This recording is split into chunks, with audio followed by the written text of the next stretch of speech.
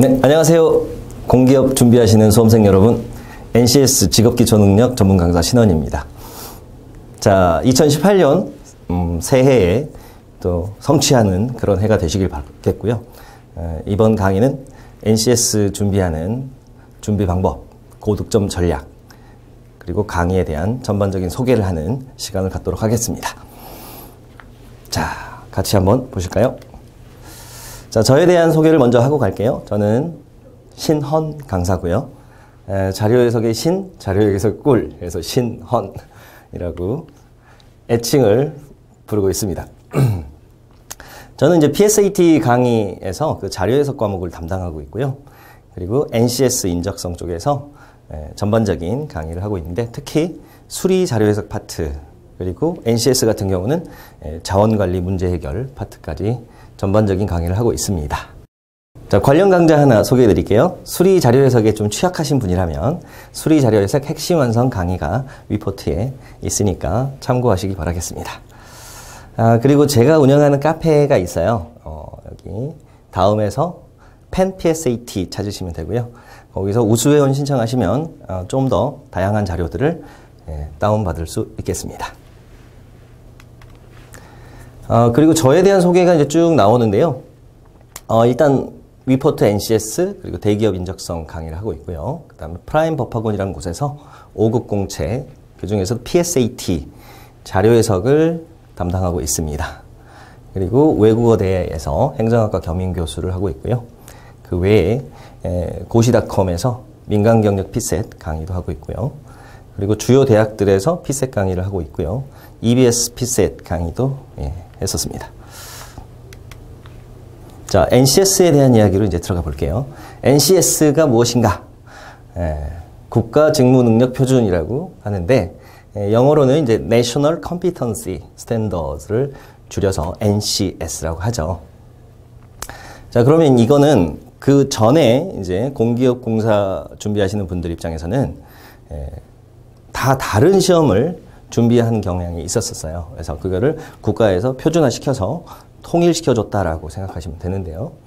그래서 산업 현장에서 직무 수행하기 위해 요구되는 지식, 기술, 소양 등의 내용을 국가가 체계화해 놓은 것이다 라고 보시면 되고요. 그리고 뭐 핵심적인 것들은 여기 밑에 있어요. 모듈 형태의 구성을 하고 있어요. 그리고 직무 능력을 능력 단위, 유닛화하여 개발했고요. 그 다음에 NCS는 여러 개의 능력 단위 집합으로 구성이 됩니다.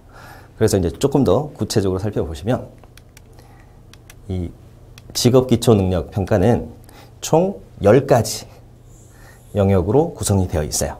그래서 실제 직무 수행에 필요한 기초능력을 평가한다. 자, 뭐 객관식으로 나오는 거고요. 뭐 문제당 1분에서 1분 30초 정도 시간을 줍니다. 자, 그 10개 영역을 띄워 볼게요. 자, 일단 5개. 앞 글자만 읽어보시면 의수문자자, 그 다음 나머지 5개가 대정기, 조직, 이렇게 해서 10개 영역이 있는데요. 이게 이제 공기업에 따라서 출제되는 영역, 그리고 그 비중이 다르니까요.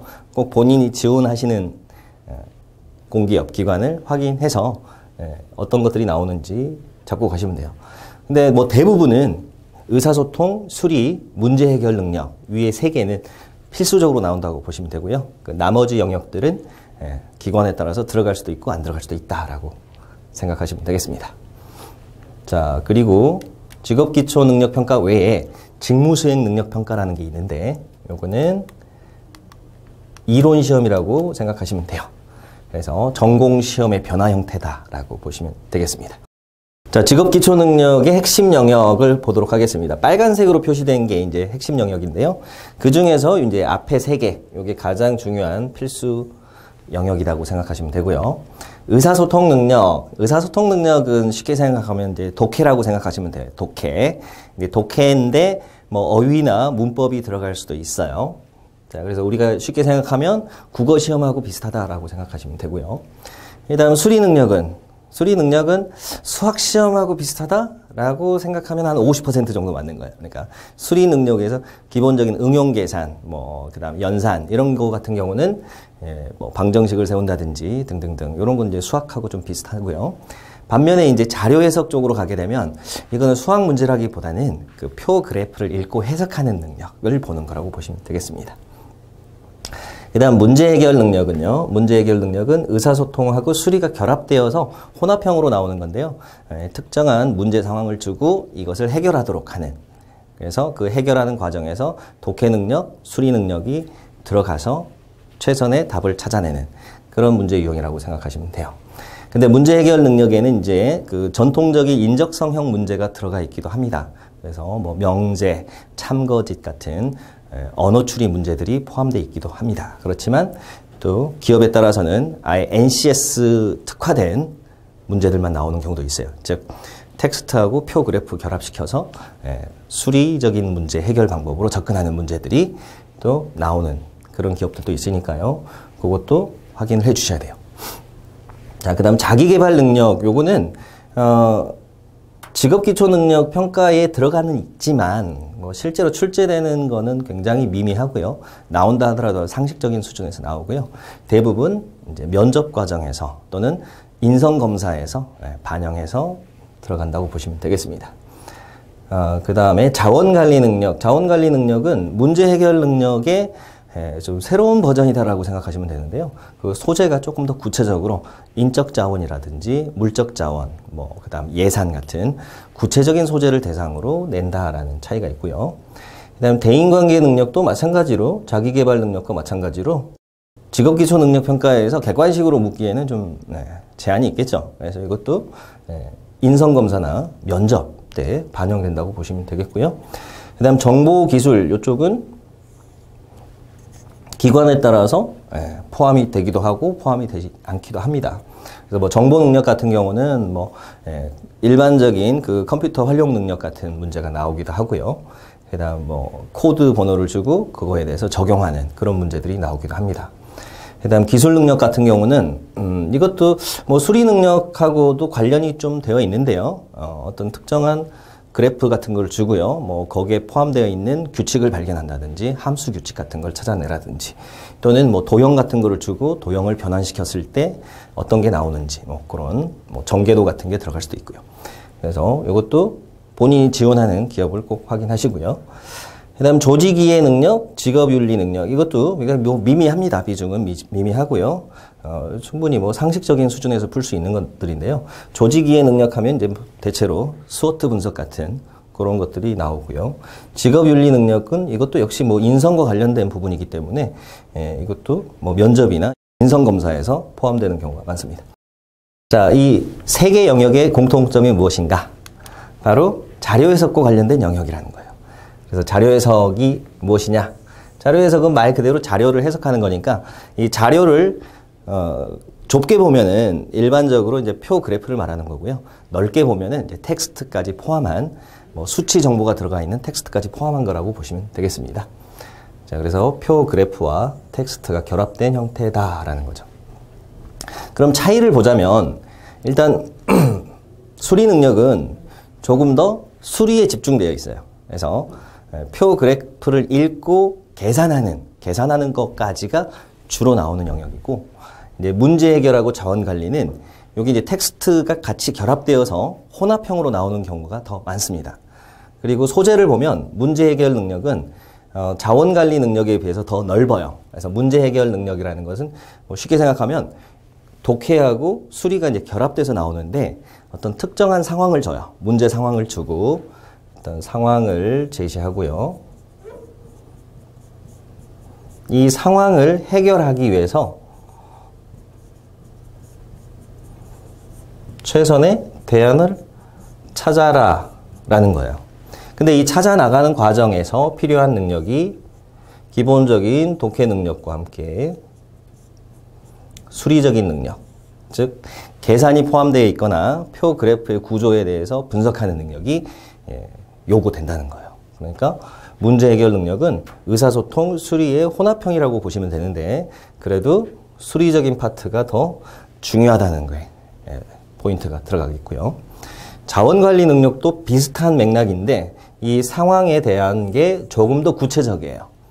그러니까 문제 해결 능력에서 상황은 굉장히 포괄적이어서 특히 이제 어떤 매뉴얼을 준다든지 직무와 관련된 특정 업무 상황을 주는 경우들이 많은데요. 이 자원관리 능력 쪽에서는 그 소재가 좀 더 제한적이에요. 그래서 예산, 인력 같은 구체적인 계량화된 수치들을 줍니다. 그래서 그 대상이 좀 더 좁다라는 차이가 있고요.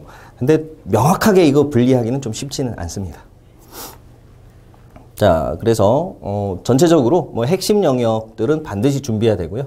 그 나머지 영역들은 이제 본인이 지원하는 기관에 따라서 들어가느냐 안 들어가느냐 체크하시고 준비하시면 되겠습니다.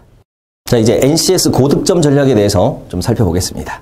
특히 여기서는 이제 수리, 문제 해결, 자원 관리, 즉 필수 영역 중에서 그 의사소통을 제외한 부분에 대한 이야기에 집중할게요.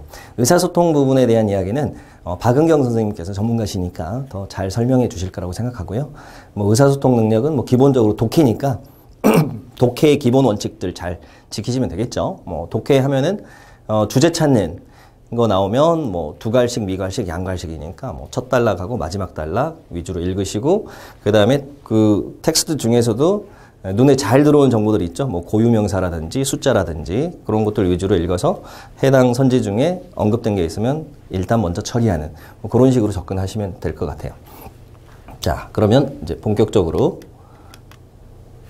이제 숫자가 들어가 있는 표가 또는 그래프가 들어가 있는 문제들에 대해서 어떻게 접근하는지 살펴보겠습니다.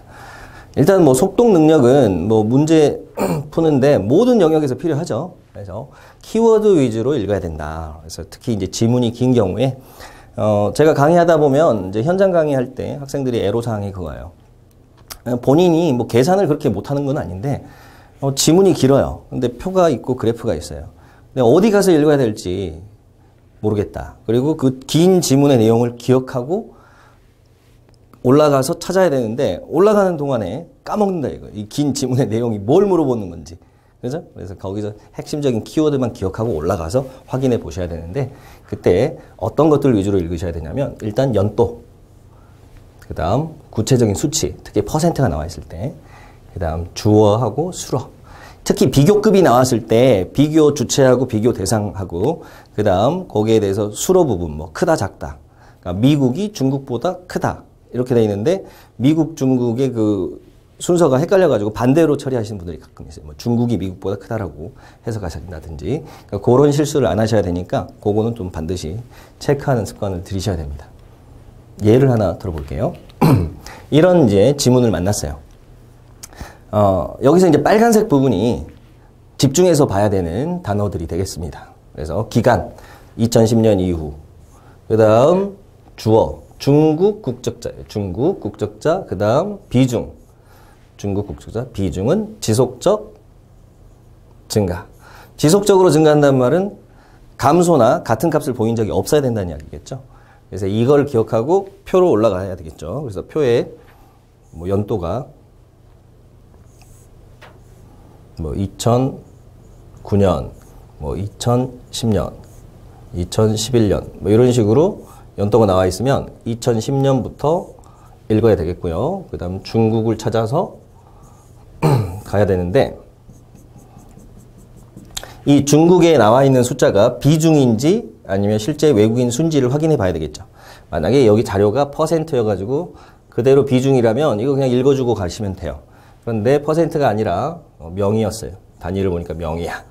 그러면 이 숫자만 읽어서는 안 되고 비중이니까 아래로 내려와서 합계에 있는 전체 외국인 수를 확인하고 그 수하고 분수 구조로 비교하셔야 되겠죠. 그래서 이렇게 분수를 만들어서 가셔야 됩니다. 근데 이것도 뭐 이제 나중에 해당 파트 자료 해석할 때 말씀드리겠지만 이거를 일일이 다 계산하려고 하시면 안 되고요. 비중이 증가한다는 말은 이 분자 쪽에서 증가된 비율이 분모 쪽에서 증가된 비율보다 크다라는 생각을 가지시고 접근하시면 돼요. 자, 그래서 이런 식으로 이제 분석을 하시면 되겠습니다. 자, 그 다음 자료 해석 능력에 대해서 보겠습니다. 그 자료에 대한 구조에 대한 이해가 필요한데요. 그러니까 자료 해석 쪽에 취약하신 분이라면 꼭 이런 습관을 들이세요. 표나 그래프를 보면 출제 지문을 예상해보는 훈련을 하세요. 어떤 걸 이 자료를 통해서 물어볼 수 있을까를 예상하는 훈련을 자꾸 하시다 보면 수동적으로 지문을 읽고 올라가서 확인하는 그런 어떻게 보면 끌려가는 입장에서 푸는 게 아니라 내가 주도적으로 문제를 풀게 됩니다. 그래서 이 자료면은 뭐가 나올 것 같아. 예를 들어서 표에 뭐 인구가 있고 GDP가 있어요. 1인당 GDP 물어보겠구나 라고 딱 보니까 또 물어봐요. 그런 식으로 주어진 자료를 통해서 물어볼 수 있는 것들을 스스로 생각해보는 훈련을 하시다 보면 이제 어떤 자료가 주어지든 좀 겁이 덜 나게 됩니다. 그 자료를 보는 순간 어떤 게 나올 것 같아 라는, 그리고 본인이 생각한 게 또 지문에 나와 있을 때는 그 만족감이라든지 안도감 같은 게 굉장히 크게 되거든요. 그래서 자료 구조에 대한 이해를 하면서 질문에 대한 예상을 해보셔야 되는데요. 그때 반드시 제목하고 단위는 읽어주셔야 돼요. 제목을 읽으면 이 자료의 범위가 딱 확정되기 때문에 이 자료를 벗어난 질문은 판단할 수가 없겠죠. 그래서 그런 것들을 제거하시면 되고요. 그 다음 단위를 읽으시면 아까 말씀드렸듯이 뭐 퍼센트 자료야. 퍼센트 자료면 퍼센트의 기준이 같은 게 있고 다른 게 있을 거 아니에요. 예를 들어서 뭐 남자의 실업률, 여자의 실업률이 있어요. 둘 다 퍼센트인데 그 남자 실업률이 3%고 남자 실업률이 3%, 그 다음 여자 실업률이 5%. 이렇게 주어졌을 때 질문을 많이 합니다. 남자 실업자보다 여자 실업자가 많다. 이렇게 이제 질문을 하겠죠. 그래서 이 3%, 5%니까 5%가 큰 거 아닙니까? 이렇게 이제 함정을 팠는데 항상 퍼센트가 나왔을 때는 이 자료의 기준수를 생각해 보셔야 돼요. 근데 남자 실업자, 여자 실업자의 기준수는 지금 주어져 있지 않아요. 얼마인지 안 알려졌어요. 그 각각의 실업률의 기준수는 그 실업률의 공식을 생각해 보시면 되는데 지금 이야기가 조금 어려울 수는 있는데요. 실업률은 기본적으로 공식이 분모에 경제활동 인구가 들어가고요. 분자에 실업자 수가 들어가요. 실업률 공식은. 그리고 100을 곱합니다. 따라서 경제활동 인구를 남자 여자 수치를 알아야지 이걸 판단할 수가 있는 거예요. 그러니까 이것만 갖고는 알 수 없다라고 처리를 하셔야 됩니다. 자, 그리고 표 그림의 주요 항목들 체크하시고요. 그 다음 각주에 특히 구체적인 공식, 뭐 이런 실업률 해가지고 공식을 준다든지, 그 다음 구체적인 수치, 예를 들어서 뭐 남자 경제활동 인구는 2천만 명이고 여자 경제활동 인구는 1,000만 명임이라는 이런 식의 수치가 나와 있는 경우, 그것들은 반드시 문제에서 활용됩니다. 그러니까 체크를 하셔야 되고요. 그 다음 선지를 보셔야 되는데 선지 중에서는 쉬운 것 먼저 처리하는 게 좋다. 어떤 게 쉬운 겁니까? 라고 물어보면 이거는 뭐 사람마다 조금 차이는 있겠지만요. 일반적인 공통적으로 생각하는 거를 정리하자면 대체로 계산이 없는 거, 즉 계산 없이 읽어서 처리할 수 있는 거, 읽어서 처리할 수 있는, 그러니까 읽기형 지문이 쉽겠죠.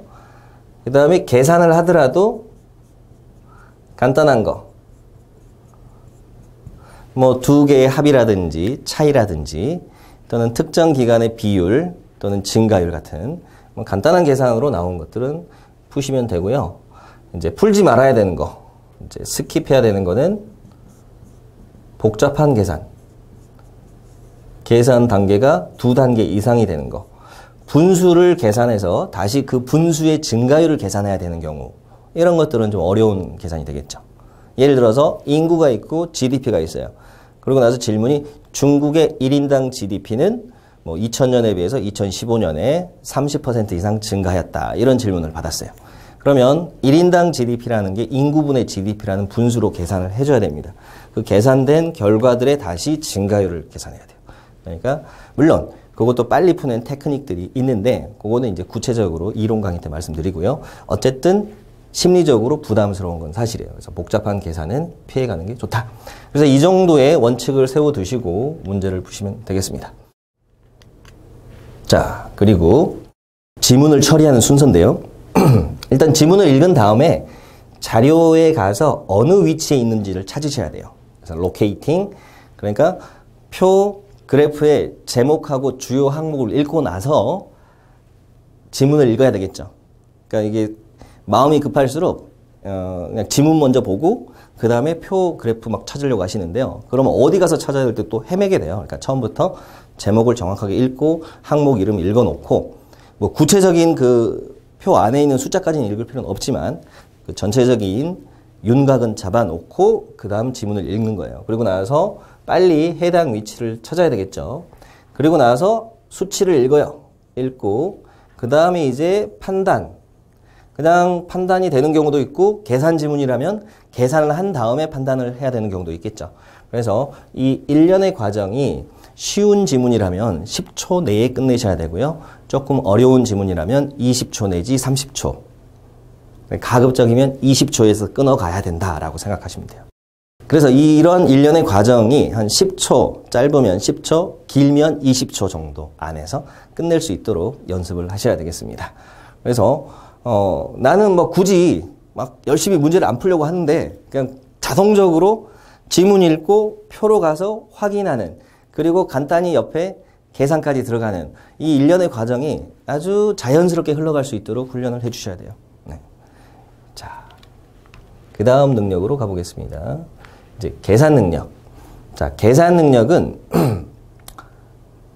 반드시 업그레이드 하셔야 돼요. 그러니까 특히 뭐 이공계 다니시는 분들이랑 또는 뭐 경영학과, 경제학과, 회계학과 뭐 이쪽에 숫자를 많이 다루시는 분들이 오히려 계산을 잘 못하는 경우들이 많아요. 왜 그러냐면 계산기를 너무 많이 쓰니까.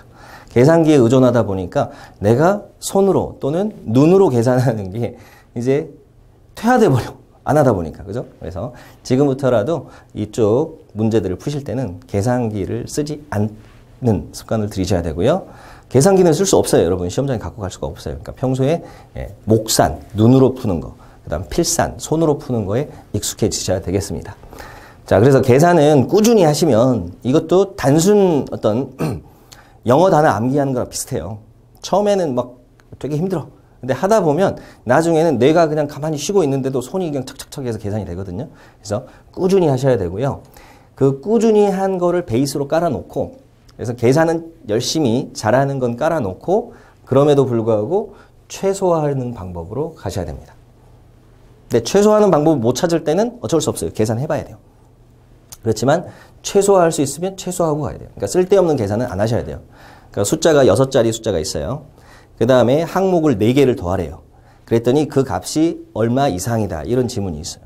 근데 6자리 숫자를 다 이용해서 더할 필요가 없거든요. 앞에 2자리 정도만 잡으셔가지고 풀어도 이 지문을 처리하는데 충분한데 쓸데없이 다 계산하고 있으면 안 되겠죠.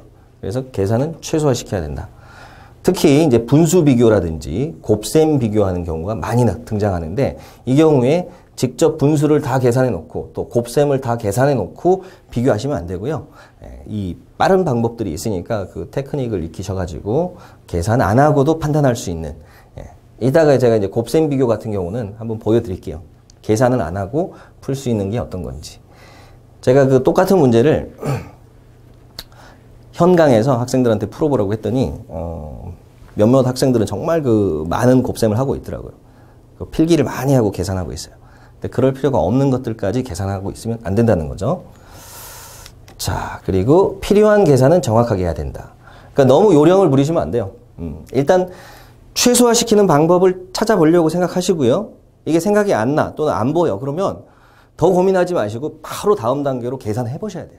그래서 이때는 그냥 열심히 손을 움직이시면 됩니다. 그리고 뭐 필요한 계산에서 대부분 뭐 곱셈, 아니면 구구단 정도만 아셔도 그 곱셈을 좀 빠르게 하는 그 패턴들만 좀 익숙해지시면 구구단만 정확하게 알고 계셔도 다 풀립니다. 그러니까 너무 뭐 요령을 많이 생각하지 마시고 필요한 계산은 또 정확하게 하자. 그래서 특히 사칙 연산, 비율, 증감률 계산을 훈련을 많이 하셔야 돼요. 요거는 제 카페에 들어가시면 그 연산 연습 프린트 자료들을 많이 올려놨으니까 그걸 활용하시던지요. 또는 그 자료 해석 연산이라는 책이 있어요. 제가 쓴 책이 있으니까 그 연산 관련된 훈련은 그 책이 도움이 될 겁니다. 자, 그 다음에 실전에서 제일 또 필요한 능력이 시간 관리 능력이에요. 아무리 본인이 좋은 실력을 갖고 있어도 실전에서 점수가 안 나오는 그런 상황은 어떤 상황이냐면 내가 풀어야 될 문제에 집중해야 되는데 뭐랄까 자기의 어떤 뭐 오기 이런 게 발동해가지고 이 문제는 내가 꼭 풀어야 되겠다 생각해가지고 붙들고 있어요. 근데 이 문제를 내가 풀 수 있느냐 없느냐가 중요한 게 아니라 시간 내에, 즉 1분, 많이 걸려도 2분 그 시간 내에 풀 수 있느냐가 중요하거든요. 근데 막 자존심 싸움을 하고 있어. 아, 이거 되게 어려운 문제 같은데? 나 이거 풀고 가야지. 그거는 그 점수에 전혀 도움이 안 되는 전략이에요. 그래서 짧은 시간 내에 풀 수 있는 문제부터 먼저 풀자. 요게 이제 전략이 돼야 되겠죠. 그래서 절대적으로 시간이 부족하니까 선택과 집중 필요해요. 그럼 선택과 집중을 하려면 뭘 선택해야 되는지 알아야 될 거 아니에요? 뭘 집중해야 되는지 알아야 되겠죠?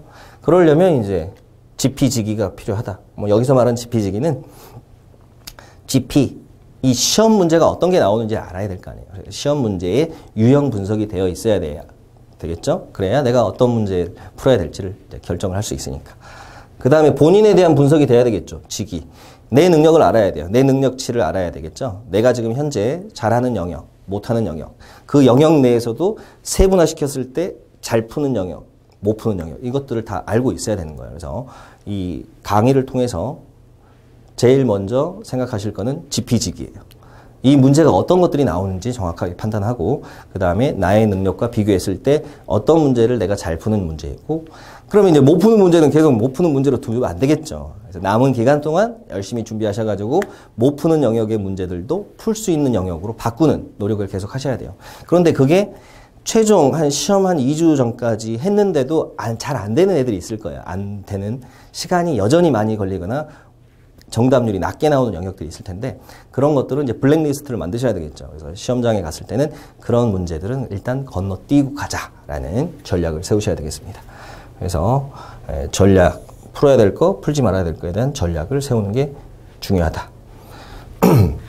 그리고 전체적인 이제 전략은요, 그 시간관리 전략은 8, 9 전략, 그러니까 80% 문제를 풀어가지고 90% 정답률로 가자. 그러면 얼마가 나오죠? 자, 퍼센트가 들어갔는데 다시 퍼센트로 계산할 때는요.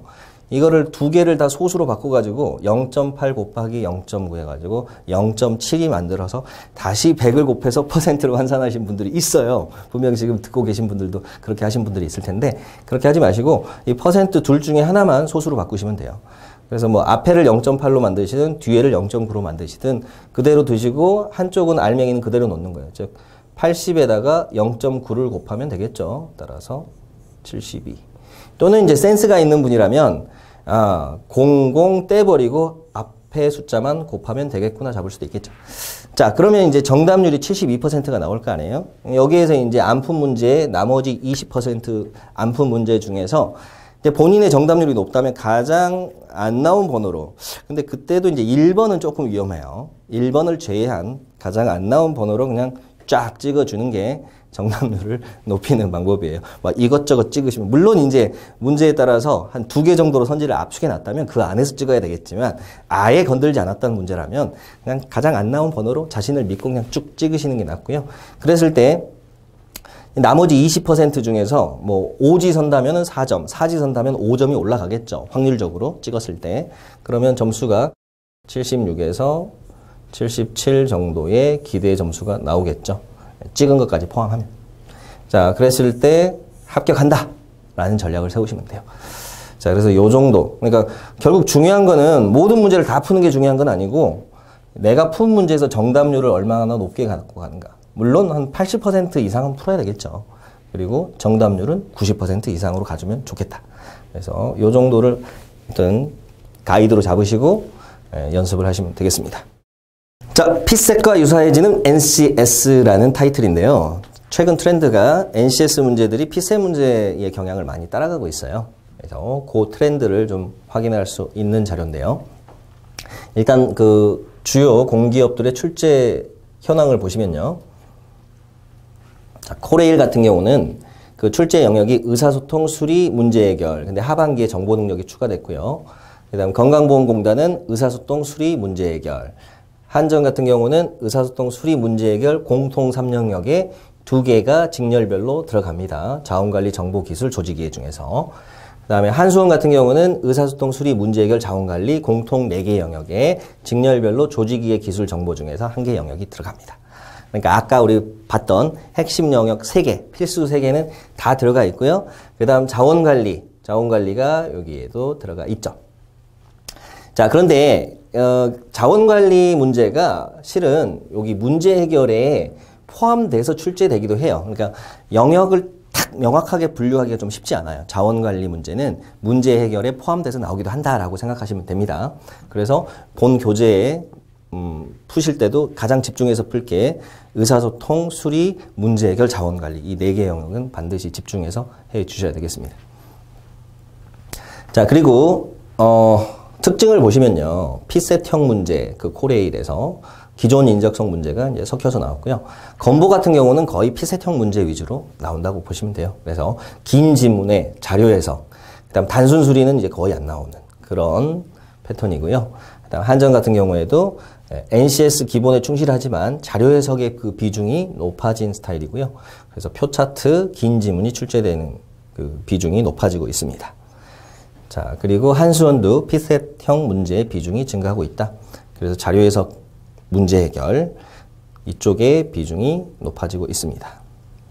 자, 뭐 이 정도 전반적인 트렌드를 확인해 보셨으면 이제 앞으로 어떻게 준비해야 될지 어느 정도 감이 잡히시죠? 그러니까 기본적인 학습은 그 NCS 기본서를 통해서 문제 출제되는 영역들 정리 잘 하시고 그다음 추가적으로 시간이 되신다면 피셋 문제들의 최근 기출 문제 정도는 풀어보시는 것도 도움이 될 겁니다. 자, 이제 구체적으로 각 영역별 대표 문제들을 한 번씩 풀어볼게요.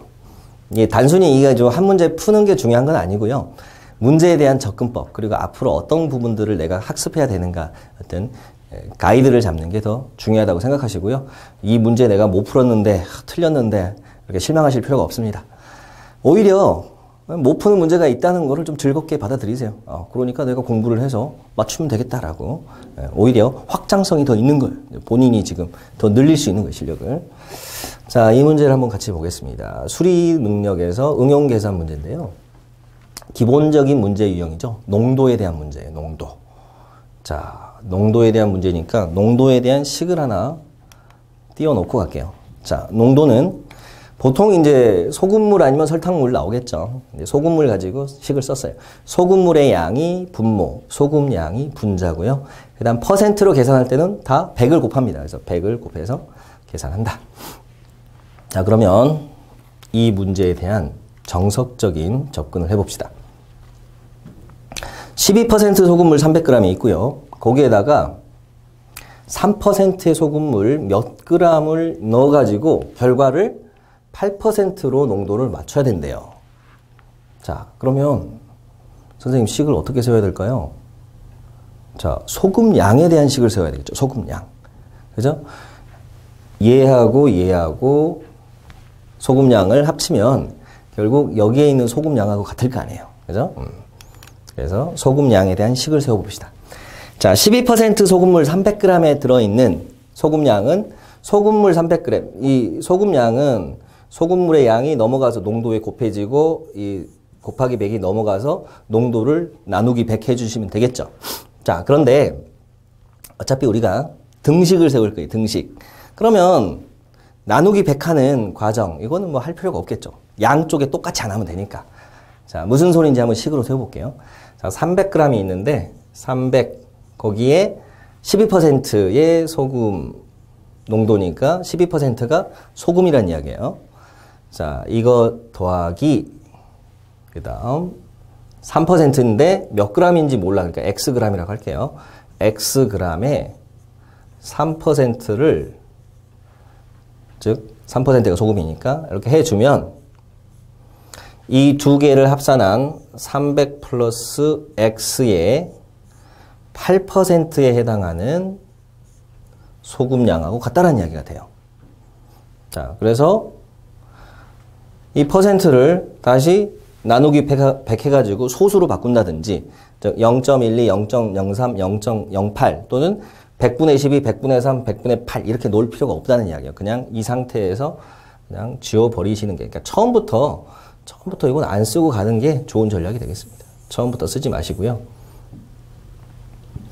자, 이 상태에서 식을 정리하면, 자, 이거를 계산을 또 먼저 하지 마세요. 계산을 먼저 하지 마시고 여기에서 넘긴다고 생각하시면 돼요. 300 곱하기 12가 있으니까 여기가 300 곱하기 8 더하기 x 곱하기 8이잖아요. 얘는 이렇게 쪼개주면 그러니까 300 곱하기 8이 넘어가서 여기에 빼지면 뭐만 남을까요? 300 곱하기 4만 남겠죠? 그래서 앞쪽에는 300 곱하기 4만 남겠구나. 그럼 뒤쪽에서는요, x 곱하기 3이 넘어와서 빼지니까 x 곱하기 8에 빼면 x 곱하기 5만 남겠죠. 자, 이 상태에서 약분할 수 있으면 약분 들어간다. 약분 되는구나. 따라서 x가 240이 되겠죠. 자, 요게 이제 정석적으로 풀어본 농도 문제였어요.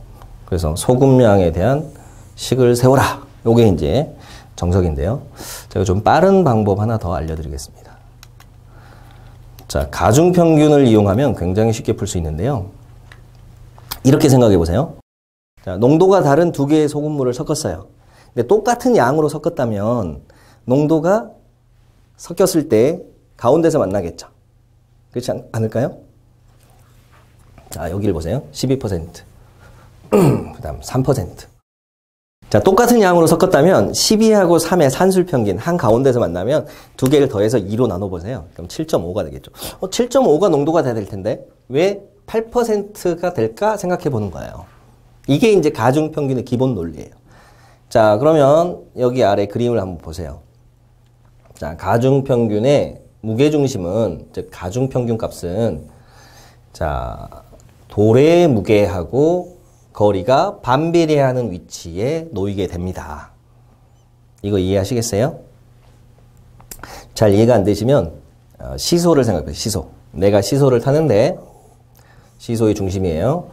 나랑 똑같은 몸무게를 가진 친구랑 탈 때는 똑같은 거리에 떨어져서 타면 돼요. 근데 조카랑 탄다고 생각해요. 조카야. 조카가 20kg 몸무게예요.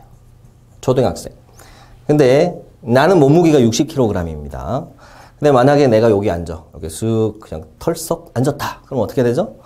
조카가 잘못하면 슝 날아가서 다칠 수가 있어요. 그럼 어떻게 해야 되냐면 내가 슬금슬금 엉덩이를 딱딱딱 붙여서 앞으로 가져야 돼요. 그럼 얼만큼 가져야 되죠? 자, 조카의 몸무게가 20kg이고 내 몸무게가 60kg이니까 내가 3배잖아요. 몸무게가. 그러니까 거리는 반대로 여기가 1, 여기가 3이 되도록 가져야 된다는 거. 이 논리하고 똑같은 논리예요. 저울의 논리. 이해되시죠? 이렇게 하면. 자, 그래서 무게와 거리는 반비례하게 놓여야 됩니다. 반비례하게 놓여야 된다. 자, 이걸 이용해서 이제 여기 적용해 볼게요. 그러면 무게중심, 이게 섞였을 때 농도가 무게중심인데 8에 있어요. 8에 있는데 두 개의 위치가 있어요. 하나는 12라는 위치가 있고 하나는 3이라는 위치가 있어요. 그러면 거리를 계산해 보세요. 3, 8, 요 거리가 5입니다. 그다음 8, 12, 거리가 4예요. 자, 그러면 이 논리를 그대로 이용하면 무게가 반대로 놓여야 되니까 여기가 4의 무게, 여기가 5의 무게가 돼야 되겠죠. 그죠? 근데 이 5의 무게에 해당하는 그게 이제 소금물 300g이야. 얘가 300g이래. 그럼 얘는 몇 g이냐? 이거죠. 쉽죠? 비례식 4대 5는 x 대 300. 그럼 여기가 240이 되겠죠. 그렇게 해서 답을 찾아낼 수도 있다는 거예요. 그래서 이게 이제 가중평균을 이용해서 풀어본 건데요. 이 가중평균을 이용해서 앞으로 풀만한 게 굉장히 많아요, 소재가. 예를 들어서 뭐 합격자 평균, 불합격자 평균, 전체 평균 구조라든지 남자 실업률, 여자 실업률, 전체 실업률 구조라든지 다 적용할 수가 있는 구조가 되겠습니다. 자, 이 정도 가이드를 드리면 될 것 같고요. 다음 문제로 가보겠습니다. 자, 문제 해결 능력에서 참거짓 문제, 이게 좀 시간을 좀 많이 쓰죠. 그래서 그 시간을 줄이는 거에 대해서 좀 말씀드려 볼게요. 자, 문제 해결 능력에서 참거짓 문제 나오면 이 명제 중에서 동일 명제, 그 다음 모순 명제 관계를 찾는 거예요. 뭐 동일 명제라는 건 뭐냐면 A라는 명제하고 B라는 명제가 있는데 동일 관계라면 얘가 참일 때 얘도 참이 되거나 또는 얘가 거짓일 때 얘도 거짓이 되는 이런 관계를 말해요. 동일 명제 관계는. 한편 모순 관계라고 하면 서로 충돌이 생겨야 되는 거니까 얘가 참이면 얘는 거짓. 얘가 거짓이면 얘가 참이 되는 그런 관계를 말합니다. 그래서 그런 관계를 찾아내시면 경우의 수를 확 줄일 수가 있어요. 자, 그러면 이제 질문 한번 쭉 읽어볼게요. 자, 5명이 있고요. 4명은 3번을 이겨야 우승할 수 있고 1명은 부전승 처리가 돼서 1승만 하면 우승할 수 있대요. 이게 무슨 이야기지? 자, 5명이서 경기를 하는데 이제 토너먼트식으로 둘 이렇게 묶어서 이렇게 올라갈 거 아니에요? 그러니까 그거를 머릿속에서 그려보세요. 그리고 빨리 실제로 이제 그려보는 거예요. 자, 여기 하나, 둘, 셋, 넷, 1명 더 남았단 말이에요. 그죠? 그러면 요렇게 그 다음 요렇게 되어서 우승자가 결정되는 구조겠죠. 이 내용이. 4명은 3번을 이겨야 우승하는 거예요. 1번, 2번, 3번을 이겨야 되는 거고. 1명은 1번만 이기면 돼. 그러니까 얘가 부전승으로 그냥 굉장히 좋은 포지션인 거예요. 1번만 이기면 돼. 자, 그래서 제비뽑기를 통해 부전승 대상자를 뽑았다. 5명 중 3명은 진실. 요런 거 이제 꼭 체크해야 돼요. 몇 명이 진실이냐. 3명이 진실. 그 다음 2명이 거짓. 자, 1명은 부전승 처리되었을 때 부전승 대상자와 거짓말 한 사람을 차례대로 짝지어라. 자, 그러면 5명의 이야기 중에 동일 관계하고 모순 관계를 찾는 건데요. 모순 관계를 먼저 찾아볼게요. 모순 관계는 거짓말. 요런 단어에 주의하시면 돼요. 주목하시면 돼요. 거짓말. 유비는 거짓말을 하고 있대. 그럼 유비하고 얘는 모순 관계가 되는 거예요. 순. 그쵸? 유비가 거짓말을 하고 있으니까 진짜 얘 말이 맞다면 유비의 말이 거짓말일 거고 유비가 참말을 하고 있다면 송건의 말이 거짓말이 됩니다. 그래서 모순 관계니까 1명은 거짓말을 하고 있고 1명은 참말을 하고 있는 거예요. 진실을 말하고 있어. 자, 그 다음에 동일 관계는 진실을 말하고 있다. 요걸 보시면 되겠죠. 진실. 그럼 관우는 진실을 말하고 있어. 그러니까 요거하고 요거는 동일 관계가 되겠죠. 자, 그러면 2명이 거짓을 말해야 되는데 지금 모순 관계에서 둘 중에 유비, 송건 중에 1명은 거짓이잖아요. 그러면 관우, 조조가 둘 다 거짓이 되면 일단 거짓말한 사람이 3명이 돼버리겠죠. 그러니까 그렇게 돼서는 안 되겠죠. 따라서 관우, 조조는 모두 참이어야 됩니다. 참. 진실을 말하고 있어야 돼. 자, 그러면 거짓말은 장비가 되겠죠. 장비는 거짓말이 되겠죠. 왜냐하면 유비, 송건 중에 1명이 거짓, 1명이 참이니까 남아있는 장비는 자동적으로 거짓이 되겠죠. 자, 이 세팅을 해놓고 이제 풀면 되겠죠. 자, 그럼 장비 이야기를 한번 볼게요. 조조도 3게임을 이겨야 우승한다라고 되어 있어요. 근데 이게 거짓이잖아요. 그러니까 무슨 이야기예요? 조조가 1게임만 이기면 우승하는, 즉 부전승의 위치에 해당한다는 이야기가 되겠죠. 그래서 일단 부전승 대상자는 조조가 되겠죠? 답이 바로 나와버렸어요. 부전승 대상자에 조조가 들어가 있는 거는 5번밖에 없습니다. 이렇게 이제 확정이 돼버렸는데, 거짓 진술자를 이제 마무리해 봅시다. 자, 일단 조조가 3게임을 이겨야 우승한다. 이거 거짓이었으니까 장비 들어가야 되고요. 장비 들어가야 되고, 여기도 있죠.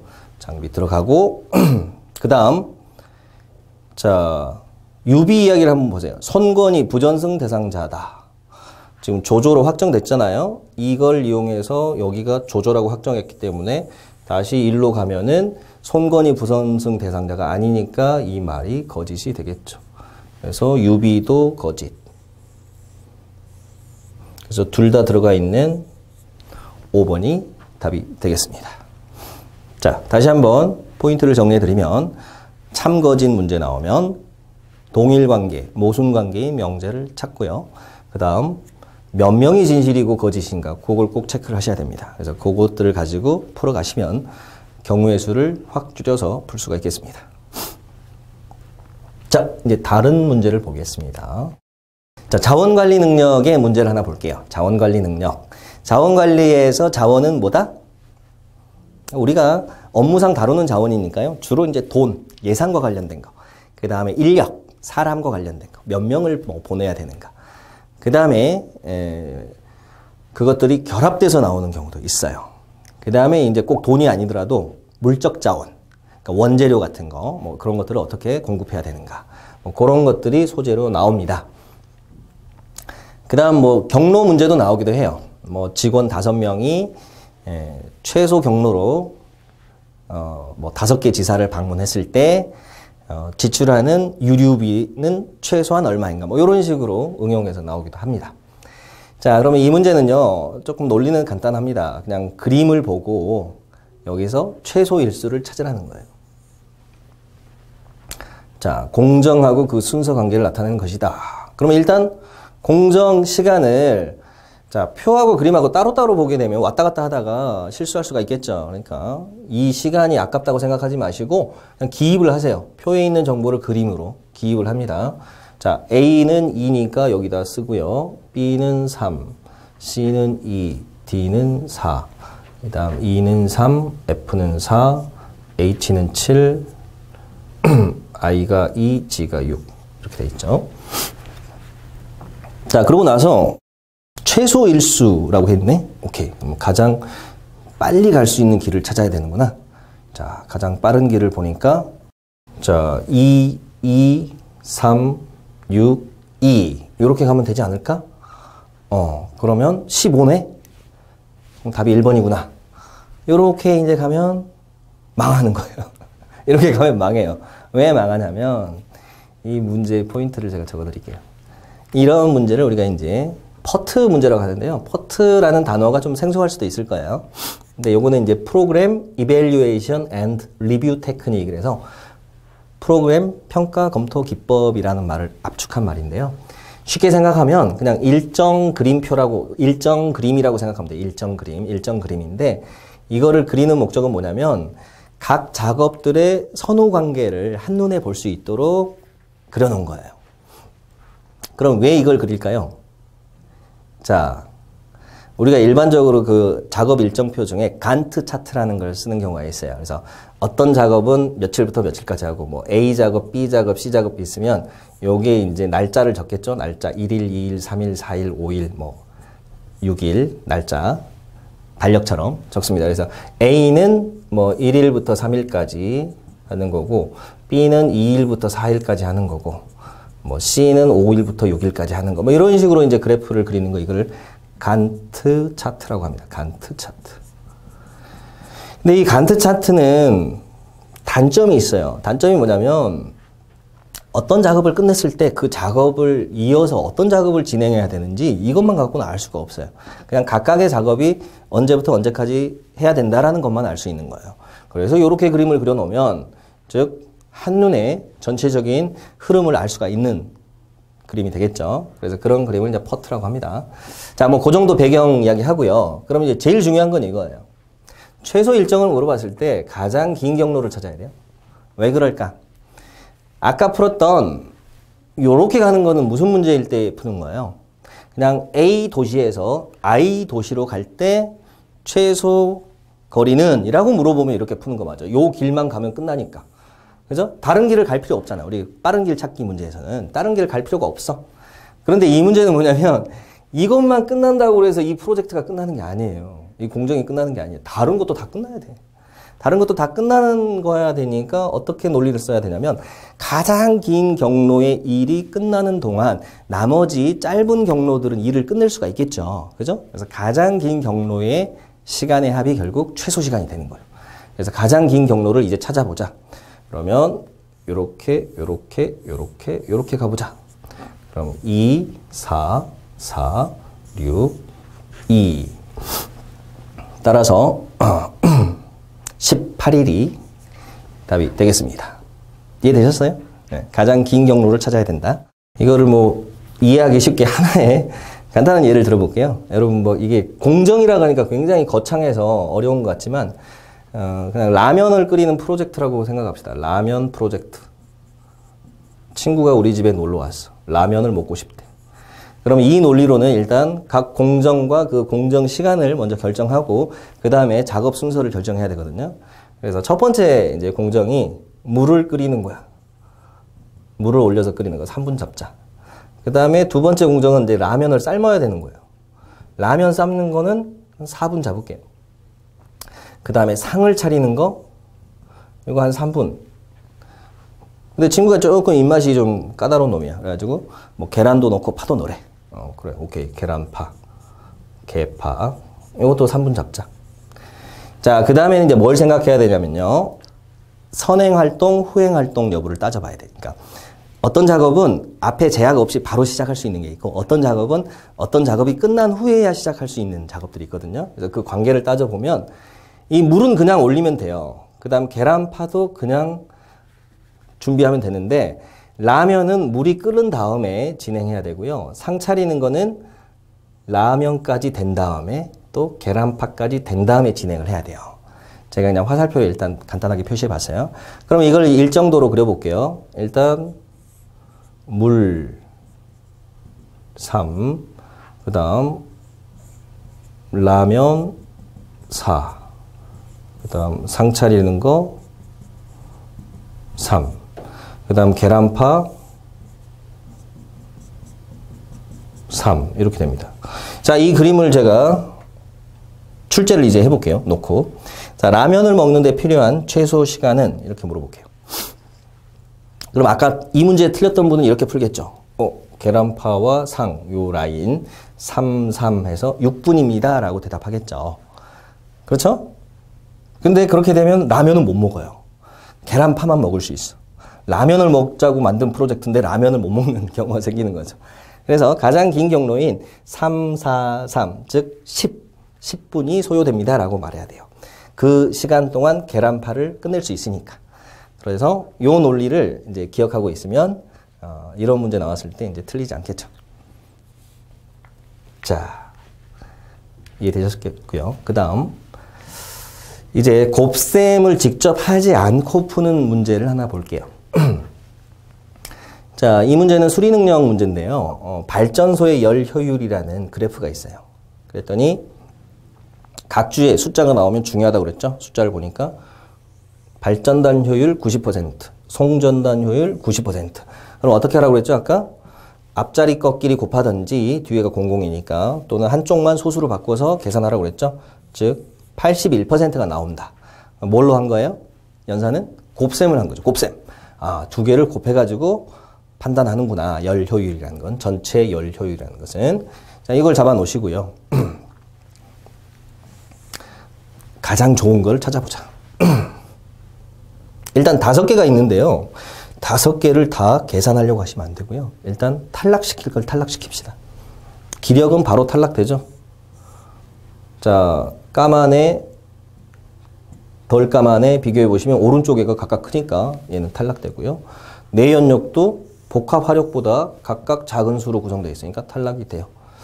자, 그 다음에 수력 얘도 탈락이 되죠.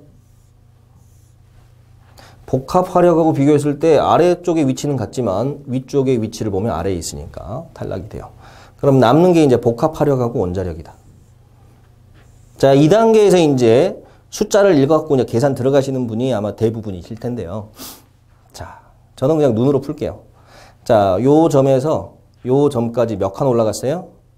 1칸, 2칸, 3칸. 3칸이 올라갔어요. 그 다음에 요 점에서 요 점까지는 몇 칸 올라갔어요? 2칸 올라갔죠? 그럼 증가된 비율은 어느 쪽이 크죠? 여기서 3칸 올라가는 거랑 여기서 2칸 올라가는 거니까. 당연히 이쪽에서 크겠죠? 작은 녀석이 3칸 올라간 게 당연히 증가율은 클 거 아니에요. 큰 녀석이 2칸 올라간 것보다. 즉 증가율 공식으로 따지면 처음 값 T1분의 증가량 델타 T가 증가율 공식이잖아요. 퍼센트로 표시할 땐 곱하기 100을 하는데 요게 이제 증가율의 기본 공식이에요. 그런데 이 델타 T 증가된 양은 얘가 크고 그 다음에 낮은 쪽에 있어요. 그러니까 T1은 작고 그럼 분수 비교할 때 기본이죠. 자대 모소. 분자는 큰데 분모는 작고 그러면 크다는 이야기예요. 큰 수란 이야기예요. 따라서 여기서 여기 가는 증가율이 크니까 결국 그 방향으로 부등호가 들어가면 돼요. 원자력이 크다. 이렇게 이제 결론이 나옵니다. 선생님 근데 저 이야기를 이해를 못 하겠는데요? 라고 생각이 되실 수도 있어요. 그래서 구체적인 숫자를 구체적인 숫자를 한번 확인해 봅시다.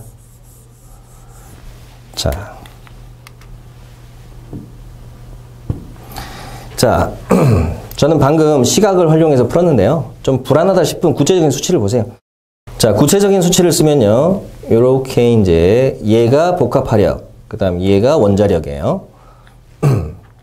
자, 그러면 43에서 46으로 간 거랑 49에서 51로 간 거의 증가율은 각각 처음 값분의 증가량이니까 43, 46은 43분의 3이 되고요. 그 다음 49에서 51 가는 거는 49에서 2가 커진 거예요. 그럼 부등호 넣어볼게요. 자대 모소 앞쪽이 분자 크고 분모 작아요. 그죠? 얘가 큰 수야. 따라서 증가율이 큰 방향으로 큰 수가 들어간다. 큰 수가 된다. 그러니까 부등호가 오른쪽으로 만들어지겠죠. 이쪽이 증가율이 컸으니까. 선생님 왜 증가율이 큰 쪽이 또 큰 수가 돼요? 그거는 간단하게 예를 들어봅시다. 자, 2x 곱하기 y라는 거랑 한번 비교해 보세요. x 곱하기 3y랑 비교해 보세요. 어느 게 커요? xy 똑같이 들어간 거 빼고 나머지 보니까 여기가 2가 있고 여기가 3이 있죠. 그죠? 그러면 x에서 2y로 가는 거는 2배. y에서 3y로 가는 건 3배. 그러니까 이쪽이 더 세구나. 따라서 오른쪽이 크다. 뭐 이런 논리예요. 그러니까 배율로 여기는 적어놨지만 여기서는 이제 그 숫자가 조금 변했을 때는 몇 배 됐나 생각하는 것보다는 몇 % 증가했는가 생각하는 게 더 좋죠. 예를 들어 10% 증가하면 1.1배, 20% 증가하면 1.2배니까 증가율이 크면 배율도 커요. 그래서 남아있는 숫자가 상대적으로 큰 수가 남는다는 이야기예요. 증가율이 큰 쪽이. 그런 논리로 풀어본 겁니다. 그래서 요 테크닉, 곱셈 비교 테크닉 잘 활용하시면 실제로 계산을 안 해도 되는데 계산하고 있는 그런 경우를 피하겠죠. 자, 여기까지 이 문제의 설명을 마치도록 하고요. 자, 이제 자료 해석 문제를 하나 보겠습니다. 자료 해석 문제, 세트형 문제인데요. 자, 그래프나 표가 나오면 항상 뭘 생각하라고요? 뭘 물어볼 수 있을까? 출제자가. 출제자 입장에서 생각해보자. 주어진 자료가 증감률이에요. 아, 증감률 그래프 나온 거 보니까 이제 딱 두 가지 포인트가 떠오를 거예요. 아마 안 떠오르신 분은 이제 제 이야기를 들으시면서 앞으로 떠오르세요. 첫 번째, 이 그래프 자체의 흐름을 읽는 문제가 나올 수 있어요. 즉, 증감률 자체에 대한 질문일 수가 있어요. 증감률이 상승하고, 뭐 증감률이 크다 작다, 뭐 이런 걸 물을 수가 있어요. 그다음 두 번째 질문은 이 주택 전세 가격에 대해서 질문할 수가 있어요. 주택 전세 가격이 전년보다 증가한 해는 뭐 이런 식으로 물어볼 수가 있어요. 그랬을 때는 이제 질문을 구별하셔야 돼요. 자, A의 증가율이 그래프에 나와 있어요. 그럼 두 가지 질문이 가능하다. A의 증가율에 대한 질문, A 증가율에 대한 질문 물어볼 수 있고요. A 자체에 대한 질문을 할 수가 있어요. 그래서 A 증가율에 대해서 물어보면 이거는 그냥 그래프를 읽으시면 돼요. 그래프 읽어주시면 되고요. A에 대해서 물어보면 이때는 플러스 영역하고 마이너스 영역을 구별하셔야 돼요. 그래서 플러스 영역에서는 A가 상승, 증가, 마이너스 영역에서는 A가 하락 또는 감소. 이렇게 되겠죠? 그래서 이 문제 보자마자 요걸 먼저 보셔야 되는 거예요. 아, 자, 여기 강남 2010년은 감소가 한번 있어요. 전년 대비 감소했어. 주택 전세 가격 증감률이 마이너스니까. 그죠? 나머지는 다 증가해요. 전년 대비 다 증가. 이 그래프 위에서 뭐 별 난리를 치고 있어도 무시하세요. 그거는 증감률에 대해서 질문 던졌을 때 있는 거고 가격 자체에 대해서 물어봤을 때는 다 증가인 거예요. 그래서 이 논리만 알면 이 문제 시원하게 풀리죠. 자, 그러면 설명을 옳지 않은 거. 자, 주택 전세 가격은 조사기간 동안 전국 매년 증가하고 있다. 이 주택 전세 가격은 아까 A의 증가율 논리로 치면 A를 묻는 거예요. A 자체에 대해서 묻는 거예요. 그럼 주택 전세 가격에서 전국값은 네모인데 이 동그라미 한 번 빠진 거 음수 쪽으로 마이너스 쪽으로 빠진 거 외에는 다 위에 있으니까 당연히 맞는 말이 되겠죠. 그래서 맞고요. 그 다음 5번 지문도 같이 볼게요. 주택 전세 가격이 그 A에 대한 질문인데 감소 음수 영역에, 즉 A의 증가율이 음수 영역에 있는 적이 있는 지역은 한 곳뿐이다. 강남 맞죠? 그대로 읽는 거예요. 자, 그 다음 3번, 4번의 주어를 보세요. 주택 전세 가격 증가율. 주택 전세 가격 증가율. 3번, 4번은 증가율에 대한 질문을 하고 있으니까 얘는 그래프 가서 비교하시면 돼요. 그래서 요거는 뭐 그냥 그래프 가서 읽으시면 됩니다. 수도권에서 가장 높은 게 2013년이다. 증가율이. 수도권에서 가장 높은 거 여기 2013년 맞구나. 그 다음 질문이 강북의 증가율이 전국 평균보다 2015년 이후 높다. 그럼 2015년 자르시고요. 그 다음 강북은 그냥 선이고 전국은 네모예요. 그래서 선이 네모보다 위에 있어요. 이건 이제 그래프 가서 읽어주면 됩니다. 자, 그러면 이제 남는 게 뭐 2번 남았네요. 2번 보시면 2017년 강남의 주택 전세 가격은 2015년과 비교해 15% 이상 증가했다. 주택 전세 가격을 묻고 있는데 15% 이상 증가했다. 자, 이거는 그 가격의 두 해 사이의 증가율을 묻고 있는 거니까 전년 대비 증가율을 활용해서 구할 수가 있겠죠? 자, 17년하고 15년 비교해요. 그러면 강남 값을 읽어보면 자, 여기는 8. 그 다음에 여기는 요 밑에 이제 감춰져 있는데 여기 4로 읽을게요. 4. 각각 8%, 4%예요. 선생님 2015년 값은 안 읽으세요? 읽을 필요가 없죠. 2015년 요건 읽으시면 안 돼요. 얘는 2014년 대비 2015년 증가율이니까 보시면 안 되고요. 16년, 17년 것만 보셔야 돼요. 그래서 16년 증가율하고 17년 증가율 정석적으로는 이렇게 풀겠죠. 얘들을 각각 배율로 바꾸면 1.08배, 1.04배니까 처음에 뭐 2015년 가격을 X라고 놓으면 강남에 X에서 1.04를 곱한 가격이 2016년 가격이고 다시 거기에다가 1.08을 곱한 가격이 2017년 가격이 되겠죠. 정석적으로는 이 곱셈을 한 다음에 다시 변화율로 바꿔야 돼. 그거를 1 빼고 다시 100을 곱해야 돼요. 자, 그러니까 정석은 이렇습니다. X 곱하기 1.04 곱하기 1.08 마이너스 1 곱하기 100 이거를 계산한 값이 15보다 크냐 작냐 이게 이제 정석적인 식이에요. 근데 곱셈 관계의 변화율 공식 또는 전체 기간 변화율 공식을 하나 알려드릴게요. 그림을 간단하게 그려볼게요. T1, T2, T3가 있으면 이 사이의 변화율을 B%, 이 사이의 변화율을 C%라고 놓고 요 전체 변화율을 A%라고 놓으면 A에 대한 식은 B 더하기 C, BC 곱하기 나누기 100. 그러니까 BC 나누기 100 이렇게 됩니다. 100분의 BC. 그래서 이 공식을 기억하세요. 그럼 각각 4%, 8%였으니까 더하면 12% 먹고 들어가죠. 그래서 여기서 12가 나오는데 뒤에서 4, 8은 32에 100으로 나누면 0.32가 붙어요. 근데 그 정도는 뭐 크게 영향을 안 주겠죠. 15까지 가는데. 무시하셔도 될 수준이에요. 따라서 정확하게 계산하면 12.32%가 되는 거고 그냥 대충 계산하면 12%라고 보셔도 되겠습니다. 그래서 15% 이상 증가 X가 되겠죠. 자, 이 공식 다시 한번 잘 정리해 두세요. 네. 자, 그러면 이제 그 다음 문제로 가볼게요. 48번 문제는 그래프로 변환한 문제인데 이거 되게 어려운 거 아닌가라고 생각을 했었는데 실은 별로 어렵지 않았어요. 왜냐하면 우리가 아까 주택 전세 가격이 하락한 적이 있는 것은 강남 한 번뿐이었죠. 그래서 다시 그래프를 보시면 2010년 강남 한 번이었어요. 다른 애들은 다 증가하고 있었죠. 그러니까 다른 애들 다 증가해야 되는데 너 왜 감소했지? 너 왜 감소했지? 너 왜 감소했지? 너 왜 감소했지? 강남은 감소 맞아. 그러니까 계산 문제가 아니라 그냥 읽기 문제가 된 거예요. 읽기. 그래서 주택 전세 가격의 지수인데 그 지수가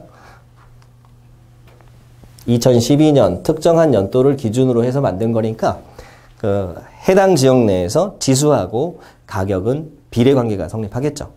특정 연도 값을 고정시켜 놨으니까. 그러니까 이게 뭐 헷갈리시면 항상 지수는 뭐뭐를 100으로 놨다. 그거를 분모로 생각하시면 돼요. 그러니까 이거를 공식으로 쓰면 이거예요. 이 그래프는 어떻게 나온 거냐면 각 항목의 2012년 가격을 분모에다 쓰고 그 다음에 우리가 비교하려는 다른 연도 있죠? 뭐 X 연도로 갈게요. X 연도의 가격을 분자에다 쓰고 100으로 놨다는 이야기는 100을 곱해서 만들었다는 이야기예요. 그러니까 동일한 항목이라면 이 2012년 값이 예를 들어 수도권이야. 그러면 수도권의 2012년 주택 전세 가격이라는 거는 값을 정확히 몰라도 상수로서 어떤 값이 있을 거 아니에요. 고정된 값이. 그러니까 여기 똑같은 값이 들어가고 위에가 비교하는 연도만 바뀌는 거니까 결국 이 지수하고 즉 이 분수하고 분자는 비례한다는 이야기예요. 그래서 이 가격 추이하고 지수 추이가 같다라고 읽으시면 돼요. 그러니까 게임은 끝. 그래서 3번만 맞는 그래프가 되겠습니다. 자, 이게 이제 자료 해석 문제의 전략이었어요. 그러니까 다시 한번 전략을 말씀드리면 자료를 보시고 그 자료에서 물어볼 수 있는 포인트를 어느 정도 예상하시고 그 질문을 먼저 확인하는 습관을 들이시면 돼요. 그리고 이 표 그래프 변환하는 경우에도 이 자료의 특징을 찾아갖고 문제를 푸시면 쉽게 풀었습니다. 자, 이제 수강생 후기 소개를 좀 해드릴게요. 그 작년에 한전에 합격하시고요. 뭐 새해 인사를 보내주셨어요. 2018 새해 복 많이 받으시라고 보내주셨는데 굉장히 인성이 좀 좋으신 분 같아요. 예. 그래도 본인이 공부 잘해가지고 합격했다고 생각하고 보통은 뭐 잘 인사 안 하잖아요. 근데 새해 인사를 해주셨는데 위포트 수업 실강에서도 들었었고요. 그 다음 동영상으로도 들으셨대요. 그래서 지금은 한전에 입사하셔서 일하고 계신다고 합니다. 도움이 많이 됐다고 합니다. 자, 그리고 2016년에 또 합격하신 분도 감사드린다는 그 다음 두고두고 도움이 되는 이렇게 써놨네요. 짧은 시간 내에 터득하기에는 어려움이 많았지만 대부분 자료 해석을 좀 어려워하시죠. 그렇지만 그 강의를 듣고 나면 이제 그 다음부터는 이제 본인이 연습만 많이 하시면 충분히 올릴 수 있는 영역입니다. 자, 제가 대표로 두 분 거를 보여드렸는데요.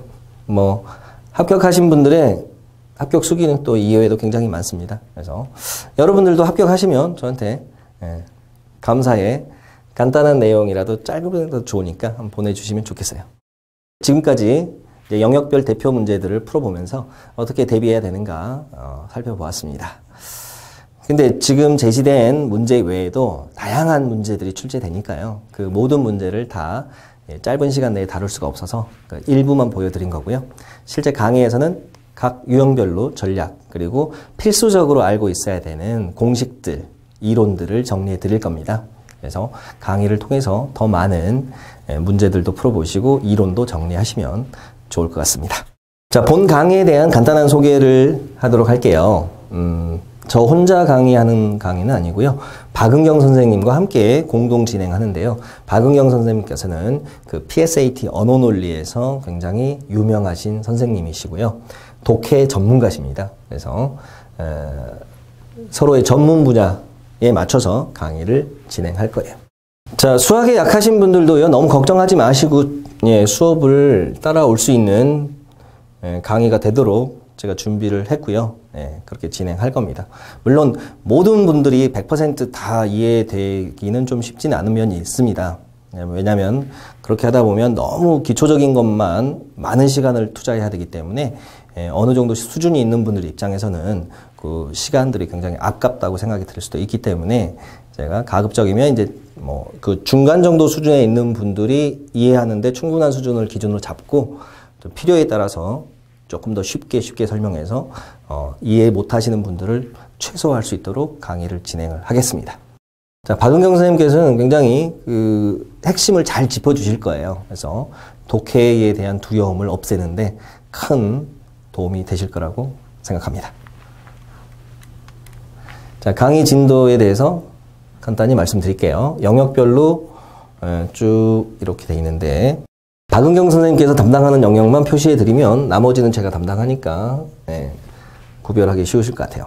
그래서 의사소통 능력을 박은경 선생님께서 독해 전문가시니까 맡아서 해주시고요. 그 다음 실전 모의고사 원에서도 그 의사소통 능력 모의고사는 박은경 선생님께서 해설을 해주실 거예요. 그 나머지 영역들은 제가 진행을 할 겁니다. 자, 여기까지 전체적인 오리엔테이션 강의를 마무리하도록 하겠습니다. 감사합니다.